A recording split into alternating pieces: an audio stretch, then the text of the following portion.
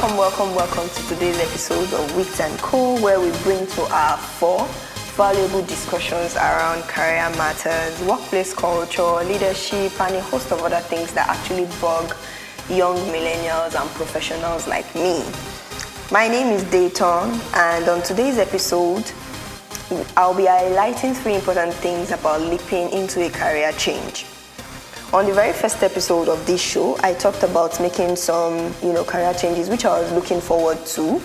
And one of those changes involved me being immersed in some work with some foreign nationals over a period of time, which I'll go into details, about later on. But for now, these are 3 things that have really stood out for me in the past few months. They aren't necessarily, new things per se. They are things you already know, but then I've become a bit more reinforced. And they've sort of been my guiding principle for a while now. So without further ado, let's get into those 3 things, which I'm very sure you'll find helpful if you're getting into a new organization or you're making any form of, career change or redirection, or even if it's just you are getting into a new team within your existing organization. So let's just jump right in. The first thing which I would say is very key when you're making any form of change, be it career or any kind of change in life, is to actually know your person and know your archetype, right? A very good sense of self-awareness is actually very, very critical to success, right? You need to know who you are, and not in the sense of just who you are, but then you need to be able to put it in plain terms to say, this is my nature, this is what I lean more towards, this is, what I would like to do, this is what I don't like to do. And that, comes over time. It comes with consistency. You don't just easily get who you are just by imagining who you want to be. You need to know who you are right now. And then it also comes by you being very objective with yourself. Because really, if you're lying to yourself about who you are, it's just you, right? So you need to be very objective because it really helps to get a very good sense of who you are. And that actually starts with 1, you appreciating how far you've come and validating what you already know before now. So a sense of self-awareness helps you appreciate what you actually have now, what you know, what you understand, appreciate your journey, or appreciate you as a person. It also helps you to be very open-minded, so you can actually learn new things, but more importantly, unlearn the bad stuff that you may have picked up along the way, right? So that's also part of why you need to be very objective with yourself, because you're not trying to paint a picture of perfection. You're just trying to paint a picture of reality so that you'll be open-minded to say, okay, this is my reality. I appreciate this reality, but then these are the things I need to work on, so that you can be open-minded and unlearn the things that you may have picked up along the way. So knowing yourself also helps you to, reorient yourself about yourself. It's interesting to keep, rediscovering yourself, finding out that what you think you know about yourself is actually really true, because when they play out in real life, scenarios, you realize that I'm actually this person, right? So those things are the ways, knowing yourself helps you to achieve. Those are the things it helps you to achieve. And then knowing yourself comes by 1, you being very introspective. You need to actually consciously think about yourself, think about your emotions, think about how you feel, think about what you're saying. That's how you know who you really are. It also comes with you doing assessment. Literally, you may have to actually take online assessment. All these personality assessments, they actually really help. They help if you take them objectively, take them over a period of time, revisit those assessments and take it again. It's not a bad thing if some of the results have changed, because life also happens to people and shape, our perspective.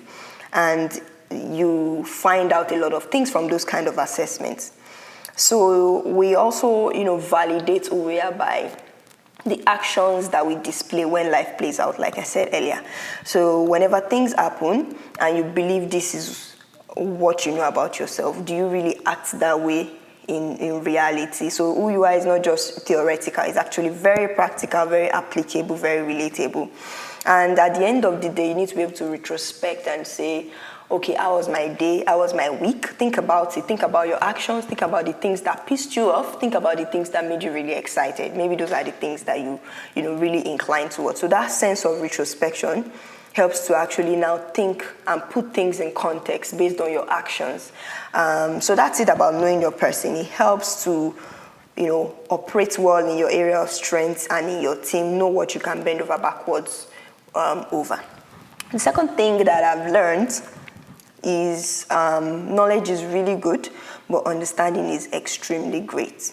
Even the Bible, the good book, tells us that, you should get, in all you're getting, you should get understanding, right? So understanding in this context, I mean, that knowledge complemented by, intelligence, experience, wisdom, some form of insight.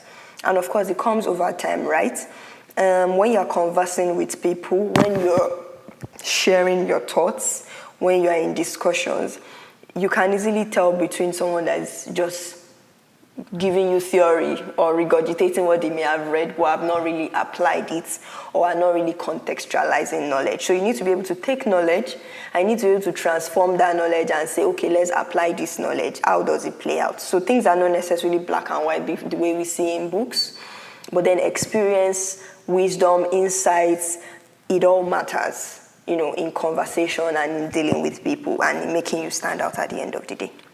So the last thing, which I've learned, and is something that never really stood out for me, to be very frank, just because I never really thought about it so much, unlike first stood, and that is every profession is actually special and intellectual in its own way. I learned this by listening to a colleague who is an ex-Olympian.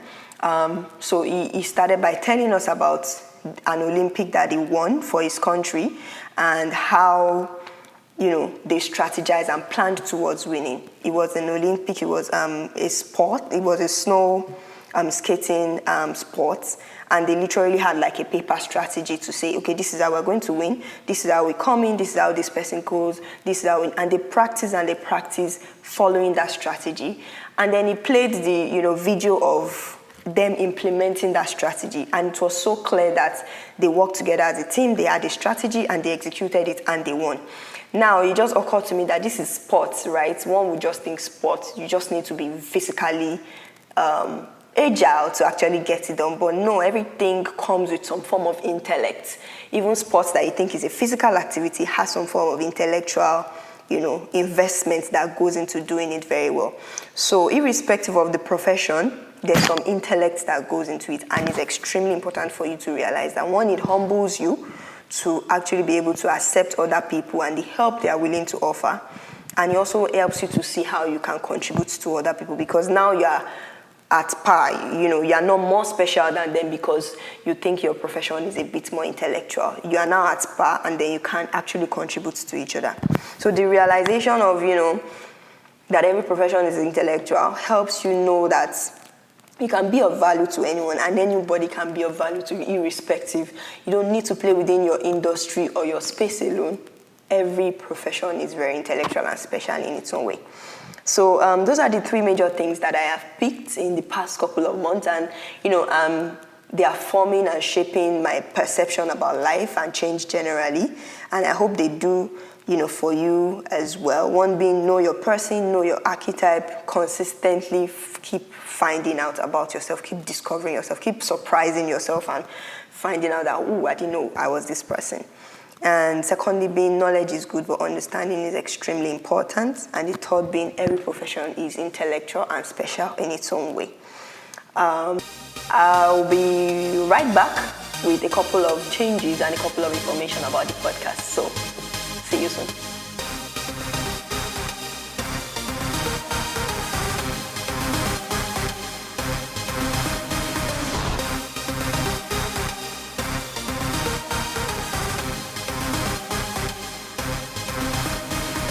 Hey guys, welcome back to the show. I hope you found those three things I mentioned earlier about transitioning through change very helpful, and I hope you think there are things you can actually apply to yourself.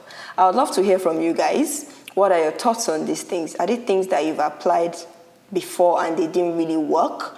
or there are things you find really helpful. And I'm sure some of you may actually have ways or approach or tools actually that can help us, really apply these things very well. Please share with us. We'd like to learn from you and hear from your experience.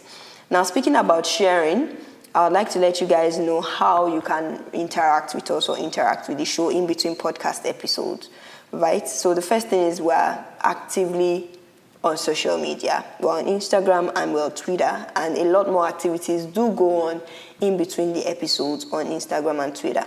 Our Twitter name and Instagram name is Wits & Co, just similar to the name of the episode, just together like that. You have us on Instagram. Please follow us. Please like, please share our posts.